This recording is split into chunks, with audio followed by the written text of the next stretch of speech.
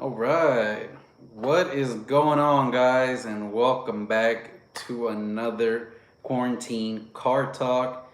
Of course, my name is Jorge, and if you're going to be watching this afterwards, pre-recorded, just go ahead and skip over to about the 2 or 3 minute mark, and then that way we can go ahead and get started. We'll let a few people join in, and today's topic, of course, will be what the difference is between NA and boost, who should do NA, who should do boost, and specifically dealing with the Chevy 6th Gen Camaro, but just also in general. So I'm gonna give you guys my opinion. I've had both, and I think it's gonna be a good discussion. So we'll let a few people join in, and then we'll get right to it.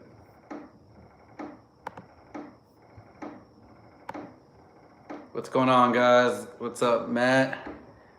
What's up, Andres? What's up, 719 burning up the streets? How you guys doing? Appreciate it. Thank you, Andres. Thank you so much, sir. It is a lot of fun. The car is a lot of fun. Are you over 25? Have a... All right. Hope everyone is doing well today, middle of the week. Everything's going well. I was able to get my grass cut. Apparently it was supposed to be raining, but the rain held off, so that was good. Got stuff knocked out of the way. Hope everyone is doing well and staying safe. Give everyone about another half a minute or so to get going. And then we'll get right to the topic, guys. Make sure you hit the thumbs up button. Is full bolt-on still considered NA? Yes, sir, Andres. So we'll get right to and talk about all that. You know, what does NA mean? What does boost mean? And pretty easy descriptions. And I think we can definitely get into different arguments, go back and forth. So I'm looking forward to this discussion. Eric, what's up, man? Yeah, I've got one big bright LED up there. So it's like one of those 3-stage LED lights, and it's pretty bright, but definitely could use more lighting. Oh yeah. So what's going on, guys? What's going on, Marcus? Marquise? What's going on, that Mopar? So let's go ahead and just get right to it, guys. Got a lot of people here. So NA versus boost. What should you do? What is better? What's faster? And if it was 10 years ago, I would tell you boost is going to be the fastest. But nowadays, with just how amazing these engines are, how efficient they are, and the things you can do with these cars, it basically is a lot tougher of a decision and a lot closer than people might think. So let's first start off and talk about what is an NA car and what is a boost car.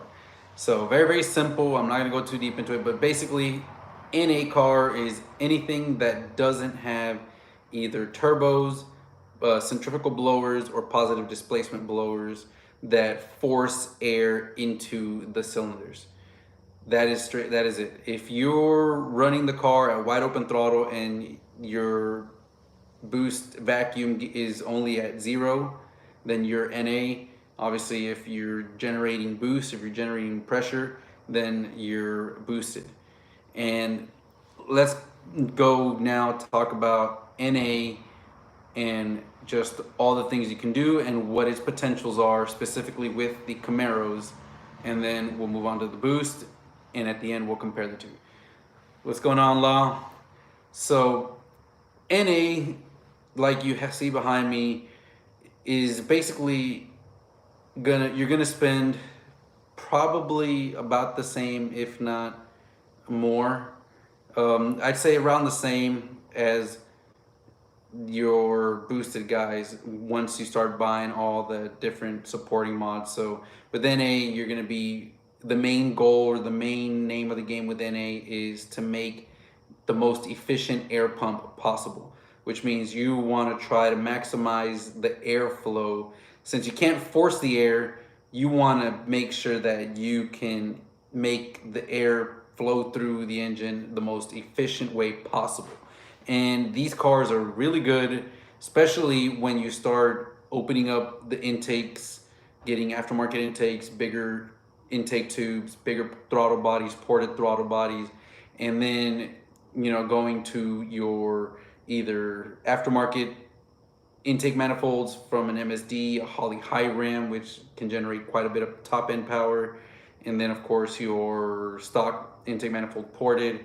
Then you can port your heads like I have on mine, change the camshaft to adjust the opening and closing of the intake and exhaust valves to make the flow go faster, more efficient. Of course, bigger headers and a free-flowing exhaust, which can be anything from removal of cats, high flow cats, whatever you want to talk about.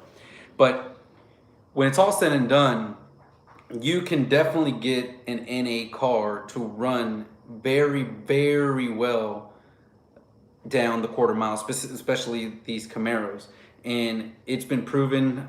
Matt, I believe you mentioned Brett from Prey, you know, he's done a bunch of NA cars and has gone really, really deep, pretty much deep into the mid nines with an NA setup. Now they have done a little bit of weight reduction, nothing too crazy, but still very, very good dailyable car, you know, set up for the track specifically. But they've been able to go nines. They've added converters to keep the power within the range they need and be able to launch off the line. And they're going very fast, very quickly.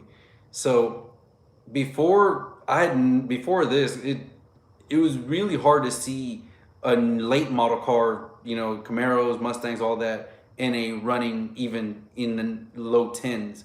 It was just very difficult. It wasn't until this generation, the 6th generation, the 10-speed Mustangs and all those, that we really started seeing that next gen, the Gen 5 LT1s and all that, just start blowing out of the water with the new chassis, the lightness of these new cars compared to the way they were before.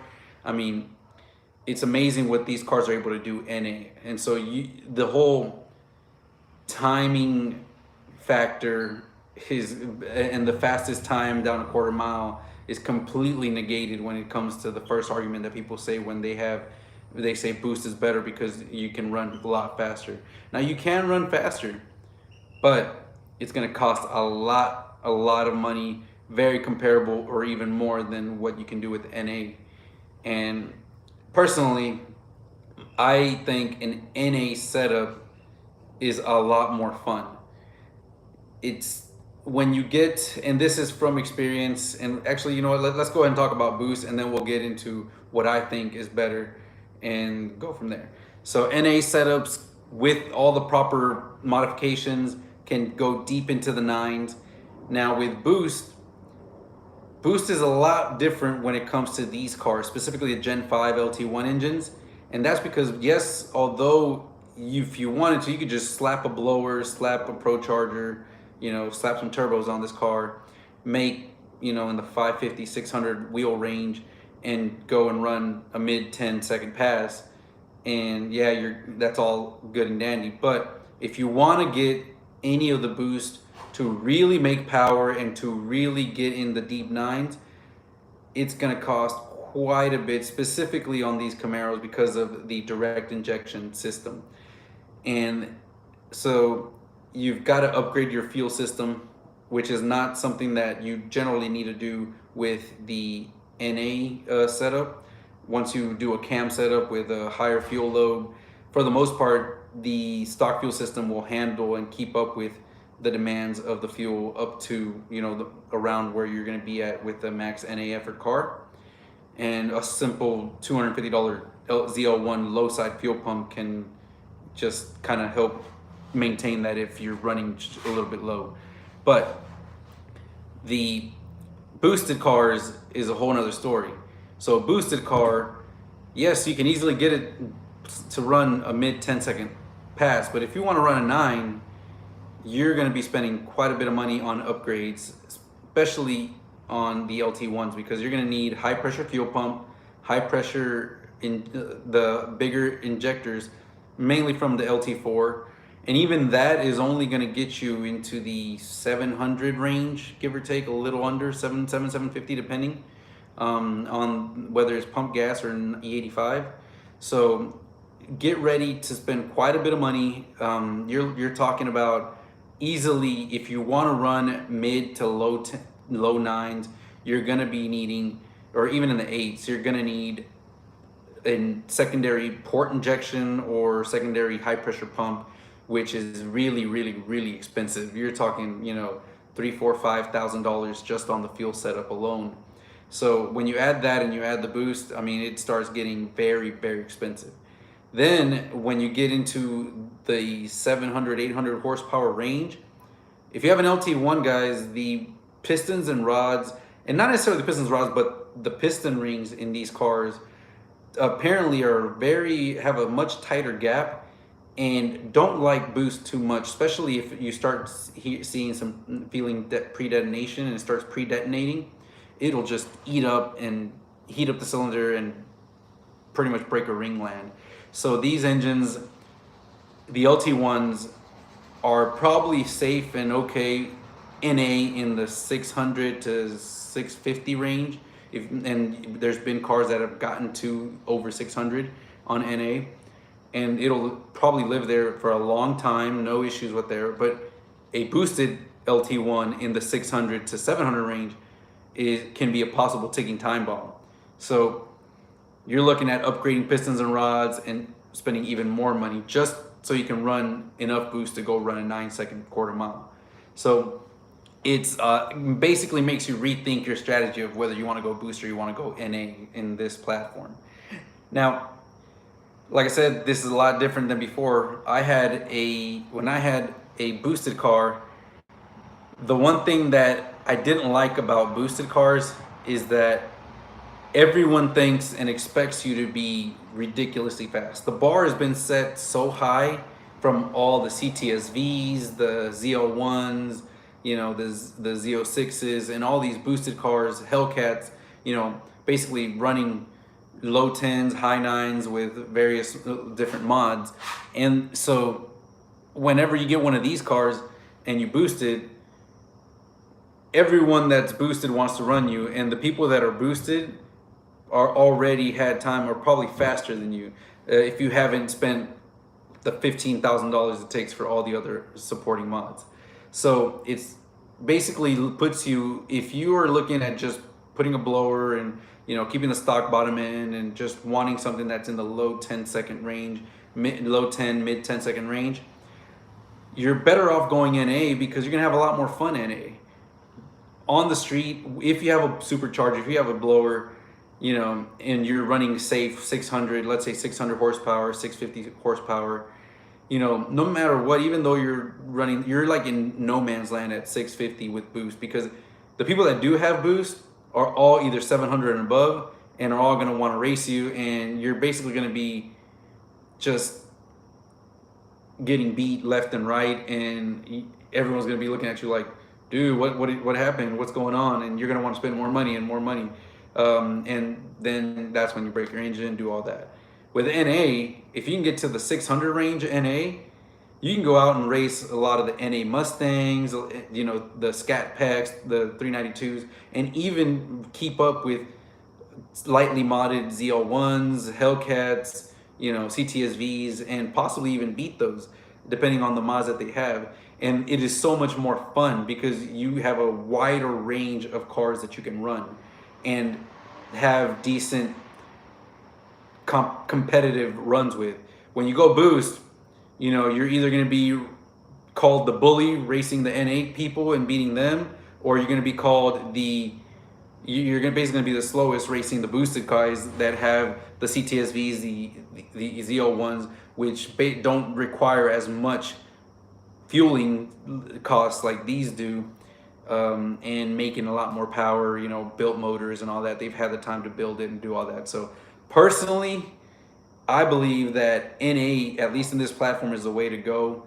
You basically can run up there with lightly modded boosted cars, surprise a lot of cars, and have fun with a wider range of cars around your area versus when you have boosted. That's kind of what I was in when I had my G8 and it was boosted.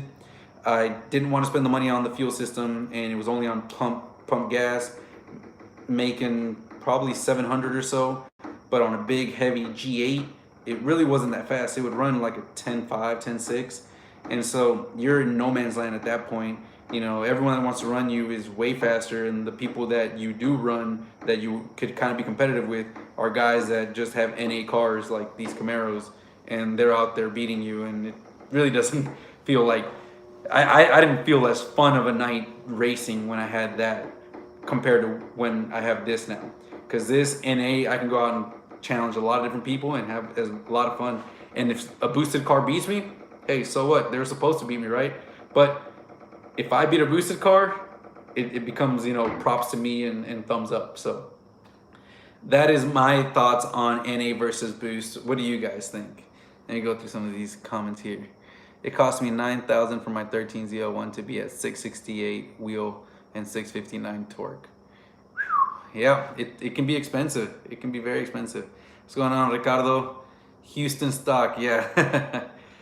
It also drives the boosted guys nuts when the NA beats them. Yep, you're right, Canadian cruising. You're right, man. The look on boosted cars fast when an NA Camaro beats them. Yep, I'm thinking with NA personally, feel the same way too. Yep, yeah, and that's really why I've decided to just add the nitrous to this thing, because as it sits NA, my car probably can go out there and compete with lightly modded boosted cars. At least from what I've seen, even through the last season, racing the CTS V3s, even the new ZL1s, you know, there was the one video I made back early, I think in November or December of last year, where I raced a blue CTS V3, and I believe it was pretty much stock. All it had was it had a tune, cold air intake, and some race fuel. So he was adding timing to the car, and you know, he was out there running, and it, even with the race fuel and adding timing and having the supercharger, he was right there with me. I was running the same, pretty much the same times that he was with an NA Camaro. So like I said, you have a lot more fun when it comes to that. Matt, question: have you heard of any issues running nitrous on these cars? For some reason, people don't really run nitrous on these cars, and I don't know why. I've seen a handful of people, from what I've read in the forums. There was one guy that had nitrous and he sprayed it, you know, all year long, you know, multiple, almost 200 different times, 200 different passes, and never had a single issue with his car. So personally, if as long as you have everything dialed in right and you have the proper safety equipment in place, you shouldn't have any issue with nitrous. Make sure you read your plugs. That's one thing I did. I didn't do that on camera, but I pulled the plugs out and I looked at it and made sure that it looked fine, everything looked good. My air and fuel, I was data logging so I could see exactly what was happening when the nitrous was going in. You know, it could be very, very safe personally. Is NA considered raw power? I don't know. I guess you could consider it raw power, but you know, then you know, a supercharger, all you're doing is forcing air in there, but it's still the power that it can make from that air. I mean, I guess it's getting assisted, right? So it wouldn't be the raw, just base power, the base horsepower. So yeah, I would consider NA the raw power. Siphon X says added a JLT cold air catback exhaust and a Lund tune. I'm sure I'll get used to that power, then do headers. Then I'll do intake manifold and E85, and then get used to that, and then go Whipple. Yeah. So on Mustangs, it's a whole different story, guys. On Mustangs, they have both dual port and direct injection on at least the 18 and up, I believe. And basically, for them, it's so much easier to go boosted. One, the engine is forged and basically can handle a ton of boost. Two, they're having dual port and direct injection makes it super easy to just upgrade your fuel pump your fuel system and maybe a little bit bigger injectors, and you're good to go. So very different, very different story for when it comes to Coyotes. See what we got here. What's going on, stock boys? Good thing to do is to get someone who specializes in nitrous to help optimize everything. Yeah, I do a lot of, I search on the forums all the time. I've looked up a lot of different, you know, articles, how to read plugs, what my AFR should be at, all that stuff. How do I set it up? What should I be looking at? How many degrees to pull? Definitely ask the people that know and use this stuff a lot more, and get yourself familiar with it before you start really turning it up. Marcus, I'm going NA on my 19. A homeboy of mine wants to get the Maggie supercharger on his 1LE. When I beat him NA, I'm gonna make him take the Maggie off. Like I said, if he just puts the Maggie on, doesn't do a lot of the supporting mods, doesn't do the upgraded fuel system, once you build your NA car, you're gonna be right there neck and neck with him. Ricardo, I just saw your other video. Wonder how it would perform on a prep surface, because from a dig, your car, yeah, the car, it definitely spun. I was pedaling it pretty much first through almost second, all the way through second, and just could not get it to hook on the street tires. Probably would have hooked a lot better even with these worn drag radials. I just didn't want to replace. I'm about to get these replaced next week or maybe in a couple days, so I didn't want to mount them on the car and have to take them off again and do all that. So maybe next week I can, if the weather's good, I can get the new tires, put them on the car, and go do a little bit of test and see how those will hook. Let's see. NA, let's say full bolt-on. What do you think is a more efficient engine? Gen 350 62 LT1. NA full bolt-on, I think the 62 LT1 is gonna have more power full bolt-on, and it'll be a lot cheaper. So with when you say full bolt-on, I'm assuming headers, intake, cold air. You know, with the LT1 you can do ported intake manifolds, and those all have a lot of power. The 5.0 will make a lot of top end power, but the LT1 will have a lot more torque, and I think it'll definitely perform better, especially once you can do ported heads and a cam. I mean, once you do cam and heads, unless the Mustang's got extreme weight reduction, I'm talking basically removing everything except for the seat and even putting a race seat, they're not going to be able to beat you. Those, unless they've got maybe boost nitrous or something. But a cam and heads Camaro done right will basically beat on a 5.0 any day.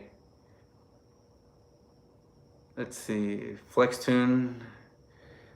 Marquise, my question is, when doing the full bolt-on exhaust in particular, do all long tubes make near the same power when tuned?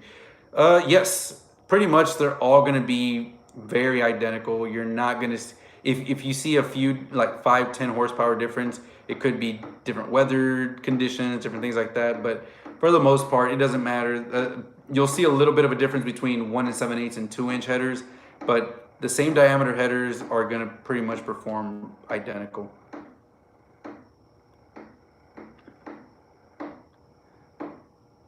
Ultra Z 2002, time for a 15 conversion. We'll see. I'm hoping I am going to be buying the ET Street R's, which are supposed to be better grip and better than these ET Street SS. Hopefully, I don't think I'll need the 15-inch conversion just because I'm not spraying off the line. It's almost, the car's going to be rolling slightly when I spray. So I'm hoping that the ET Street R's will be able to hook on the 17s with the 100 shot. So we'll see. Does the LS or LT respond better to performance mods? So the LT is gonna probably respond a lot better to performance mods just because it already starts at a higher horsepower. An LS probably bone stock would make around 360, 370, 380 horsepower, where the LT is going to start off around the 390 to 400, and you can really quickly get an LT to the 450, 460 range where the LS is a little more difficult to get up there without, you know, something like a cam and heads. So the LS just has you can get to 460 with just E85, you know, headers, intake, maybe ported throttle body and ported stock intake. You can get to 460 easily, and it's a lot easier to do E85 on the LT engine because of the direct injection than it is on the LS. So definitely LT is the one that can respond the most.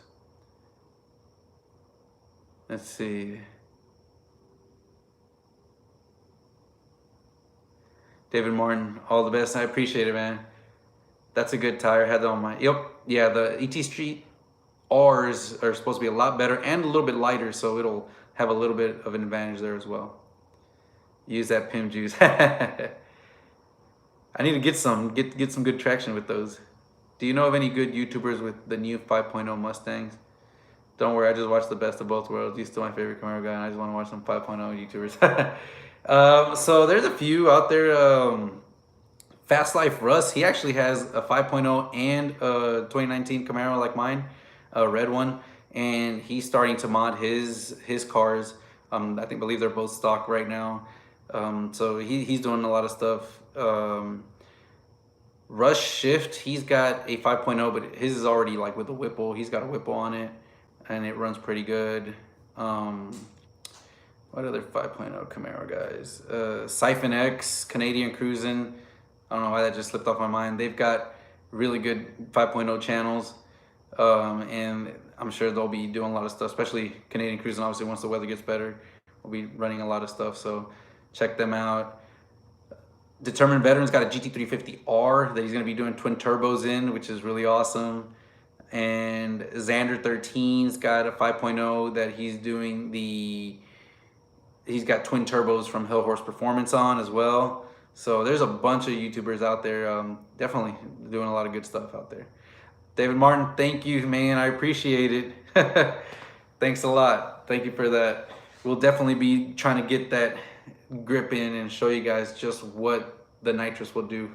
And I'm hoping the track opens up here soon. You know, once the whole current world situation goes through and we started opening back up, hopefully the tracks open up and definitely be out there trying it out.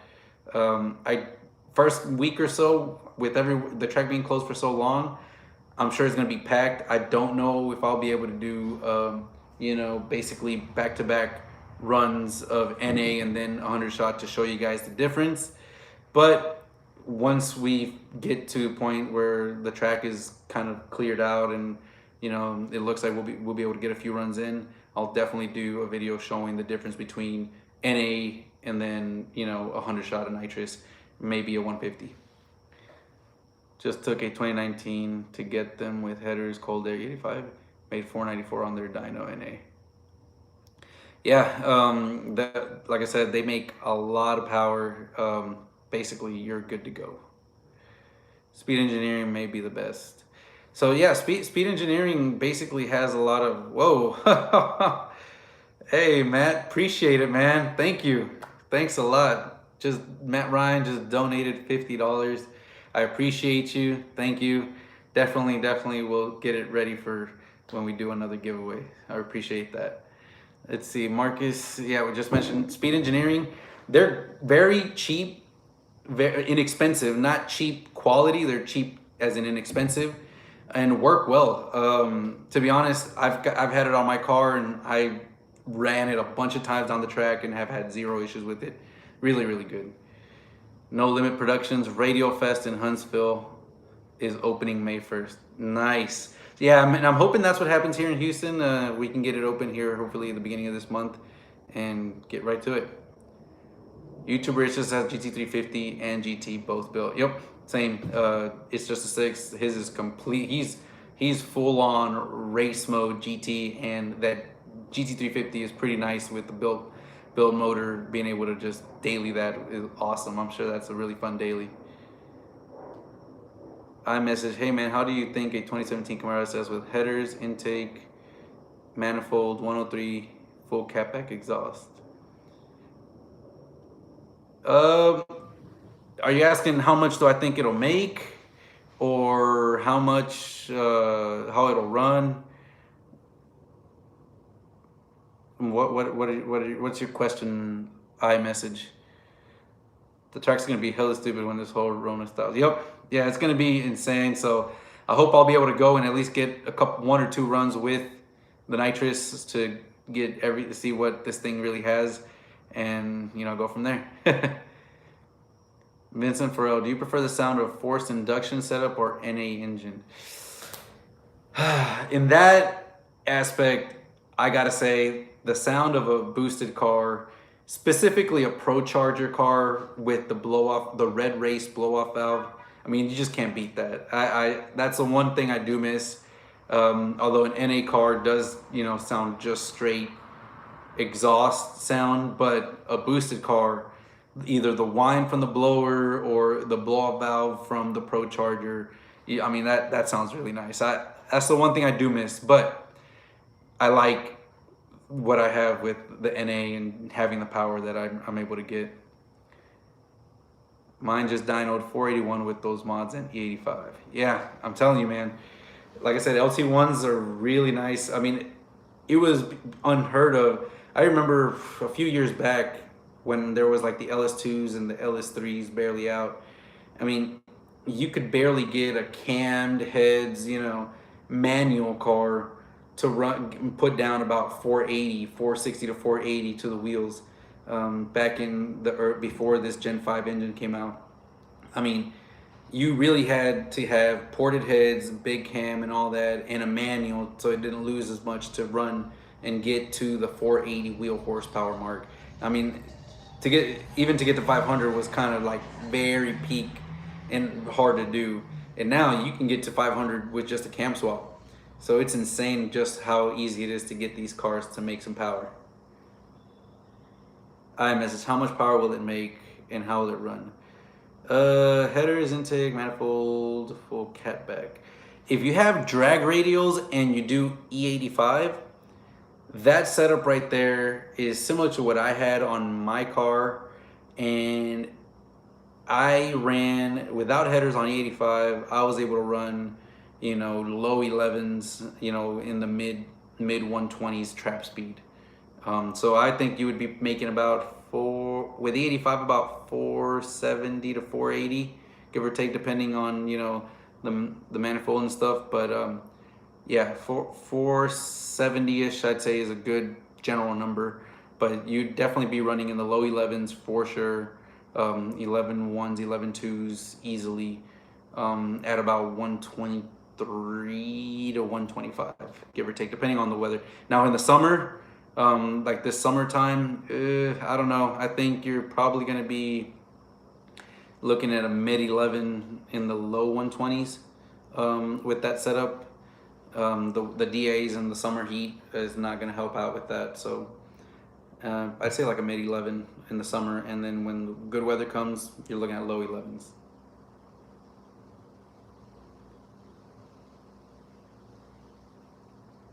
And hopefully we can get this thing here dynoed and show you guys what it makes NA and what it makes on the 100 shot. Let's see, Vincent Farrell, what's your realistic dream car? Ooh, okay. So I would have to say, honestly, if I could get it would have to be used, because obviously a brand new car is going to be way too expensive, but some kind of like right around 2010 or so, the LP style Gallardos, Lamborghini Gallardo. That would probably be, if I can get that, once those get into like the $70,000 to $80,000 range, that's probably a car that I think I would love realistically to possibly one day be able to own. As far as a new car, my dream new car that would be possibly realistic would have to be, hopefully, if everything goes well, the C8 Z06, which I've got my deposit down for, and hopefully next year I can make it a reality. So those, if it's used, definitely the Gallardo, possibly, hopefully a manual Gallardo. But if it's a new one, realistic that I could possibly actually own, it would have to be a C8. Anything over 100 grand, you know, it's kind of, it wouldn't be realistic, at least in this point in my life. Siphon X, it's funny, my LS3 to the Coyote. In the Corvette, I'd spin the tires at low RPM and speed, but the Coyote is weird. Start spinning the tires at the higher RPMs as speeds climb. Yeah, because that's really where it starts really making a lot of power and a lot of its torque in that higher RPM range. That's the way the dual overhead engine works, dual overhead cam engine works. They don't have as much torque, but really peak out and are very high RPM revving cars. So they make a lot of their power in the peak in the upper RPM range. Siphon X says, my favorite car for the past few years has been the Ferrari 812. NA V12 800 horsepower. I mean, yeah, those are really nice. Those are very nice for sure. Marcus, would you say that with the 19s, with the 10 speeds like ours, is a converter necessary? Not really. To be really honest, it's definitely not needed. I mean, if you're gonna be roll racing, you basically drop the gears, and that thing can live up in, you know, 5,000 RPM and just book it and go. And from a drag racing position, it would probably help the laziness right off the launch and get you up to speed, which would be worth a few tenths. But once you're basically shifting up in the, you know, from first to second, second to third, third to fourth, and fourth to fifth, I mean, you're up, the RPMs only drop down to like 5,500, I believe. So it definitely stays in its power band. It doesn't kind of fall out of it. And I say it's not necessary. If you're trying to go for all out best quarter mile time, then definitely you're going to need the converter to really get you up into that RPM band. But not really necessary. Mine's will be a GTR. I love that car. Awesome. What's the word on the wrap? Good thing you mentioned it. So I actually already ordered the wrap film, and I'm actually going to try to do this on my own. So at least the major bulk of it. There's a few things that I'm going to have to go to like a vinyl shop to have them print for me. Some kind of like vinyl logos that I'm going to need to have them print. But the main design, the main focus of the wrap is going to be something that I'm going to try to tackle on my own. It's, again, like I've mentioned before, it's not a full wrap. It's not going to be a full car wrap, but it's going to be a design, and I can't wait to try it out. Just spent about $300, almost $350, on the vinyl to do hopefully what I'm trying to do. So hopefully it works out well, and I didn't just waste $400 trying it on my own.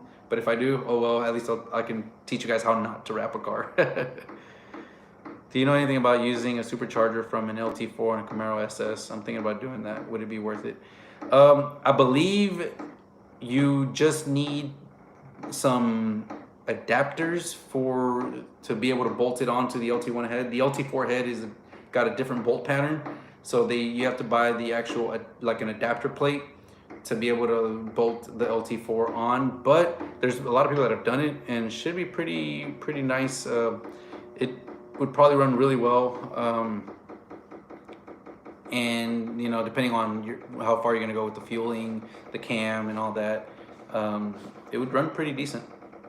And there's quite a few people that have done it, and it seems like you just need a couple tensioners, those adapter plates, and the crank pulley, and you're good to go. Anyone close to Tennessee, we have a Camaro rally happening in about 3 weeks or so up in the mountains. Man, I wish I had mountains up here. Pretty much all flat land out here. There's, I think, a couple places up on the north of us, maybe an hour and a half away or so, that's got some good trails, but really not much out here besides a lot of highways and straights.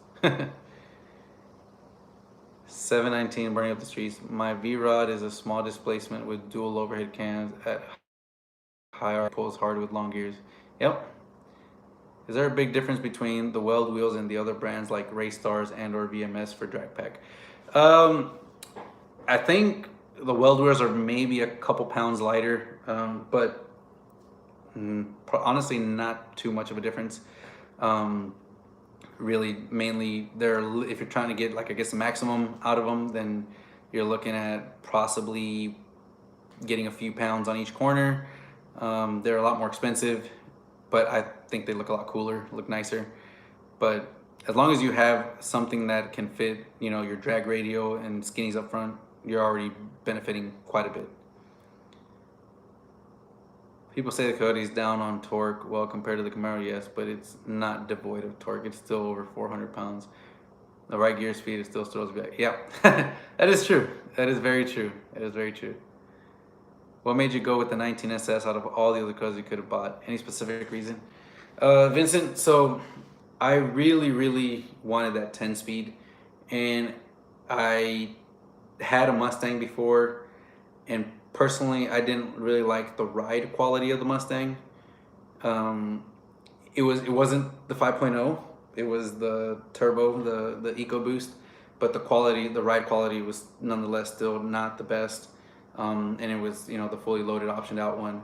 So when it came to working on these cars, I knew that the Mustang 5.0 was good, but I wanted something that I could work on myself and do a lot of mods and install and build it up as I went with the car.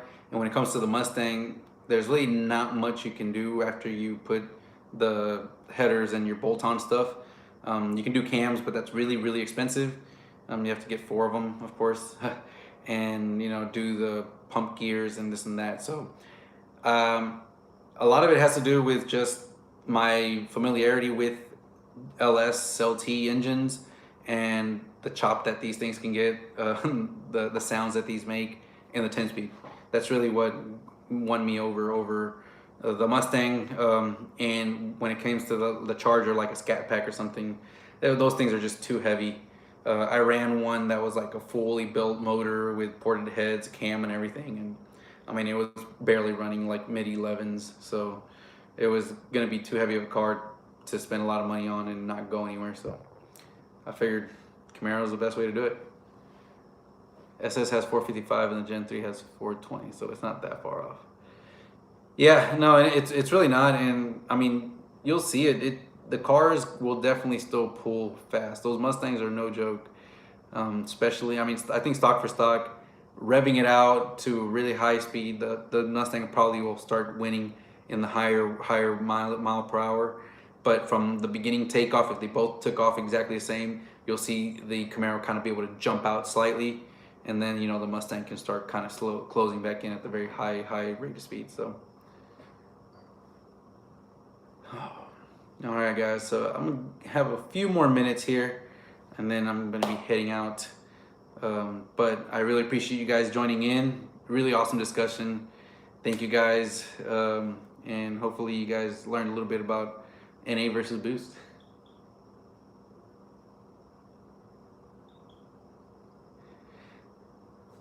That is very true. The Camaros will definitely ride out.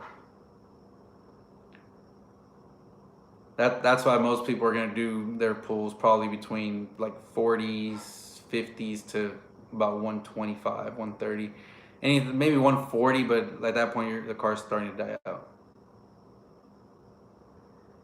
Yes, Ricardo. Hopefully, once things start opening back up, then I can start, talking with some few locations and trying to see if I can get some approvals and do all that. But yeah, I'd love to get a meet set up here soon here in Houston. I know a lot of you guys watch me here from Houston, so it'd be really awesome to set something up.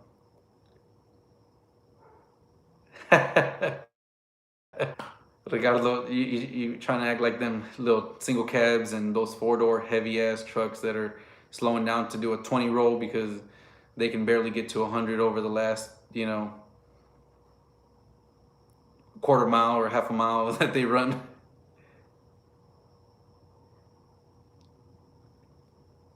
All right, guys. Well, anyways, that's gonna do it for me here. We're about 45 minutes in. I hope everyone is staying safe and doing well. Matt, thank you again for the super chat, and I hope to see you guys maybe tomorrow, maybe Friday, but I'll definitely have another live coming up here this week for sure, either tomorrow or Friday. But anyways, guys, I hope you guys stay safe and you guys have a good one.